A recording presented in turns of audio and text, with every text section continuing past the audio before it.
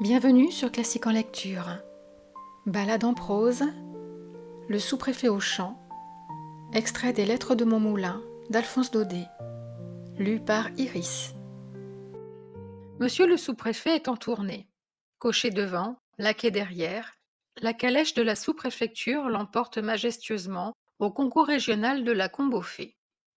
Pour cette journée mémorable, monsieur le sous-préfet a mis son bel habit brodé, son petit claque, sa culotte collante à bandes d'argent et son épée de gala à poignée de nacre.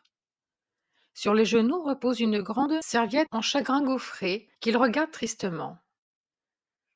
Monsieur le sous-préfet regarde tristement sa serviette en chagrin gaufré.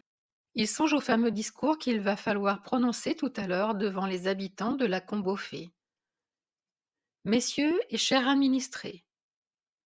Mais il a beau tortiller la soie blonde de ses favoris et répéter 20 fois de suite « Monsieur et cher administré », la suite du discours ne vient pas.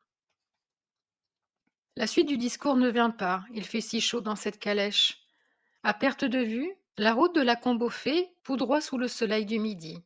L'air est embrasé, et sur les ormeaux du bord du chemin, tout couverts de poussière blanche, des milliers de cigales se répondent d'un arbre à l'autre. Tout à coup, monsieur le sous-préfet tressaille. Là-bas, au pied d'un coteau, il vient d'apercevoir un petit bois de chêne vert qui semble lui faire signe.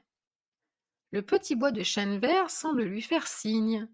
Venez donc par ici, monsieur le sous-préfet, pour composer votre discours. Vous serez bien mieux sous mes arbres. Monsieur le sous-préfet est séduit. Il saute à bas de sa calèche et dit à ses gens de l'attendre qu'il va composer son discours dans le petit bois de chêne vert. Dans le petit bois de chêne vert, il y a des oiseaux, des violettes et des sources sous l'herbe fine. Quand ils ont aperçu monsieur le sous-préfet avec sa belle culotte et sa serviette en chagrin gaufré, les oiseaux ont eu peur et se sont arrêtés de chanter. Les sources n'ont plus osé faire de bruit et les violettes se sont cachées dans le gazon. Tout ce petit monde-là n'a jamais vu de sous-préfet et se demande à voix basse quel est ce beau seigneur qui se promène en culotte d'argent. À voix basse, sous la feuillée, on se demande quel est ce beau seigneur en culotte d'argent. Pendant ce temps-là, monsieur le sous-préfet, ravi du silence et de la fraîcheur du bois, relève les pans de son habit, pose son claque sur l'herbe et s'assied dans la mousse au pied d'un jeune chêne. Puis il ouvre sur ses genoux sa grande serviette en chagrin gaufré et en tire une large feuille de papier ministre. « C'est un artiste, dit la fauvette. « Non, dit le bouvreuil, ce n'est pas un artiste, puisqu'il a une culotte en argent. C'est plutôt un prince. »« C'est plutôt un prince, dit le bouvreuil. »« Ni un artiste, ni un prince, interrompit le rossignol, qui a chanté toute une saison dans les jardins de la sous-préfecture. Je sais ce que c'est un sous-préfet. Et tout le petit bois va chuchotant. C'est un sous-préfet, c'est un sous-préfet. Comme il est chauve, remarque une alouette à grande huppe. Les violettes demandent « Est-ce que c'est méchant ?» « Est-ce que c'est méchant ?» demandent les violettes. Le vieux rossignol répond « Pas du tout. » Et sur cette assurance, les oiseaux se remettent à chanter, les sources à courir, les violettes à embaumer, comme si monsieur n'était pas là.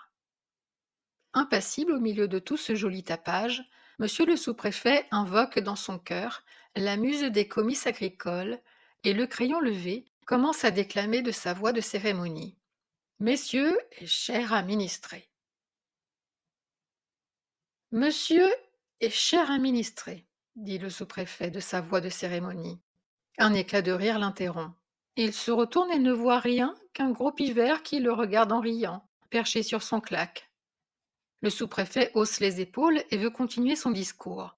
Mais le pivert l'interrompt encore et lui crie de loin. « À quoi bon ?»« Comment à quoi bon ?» dit le sous-préfet qui devient tout rouge.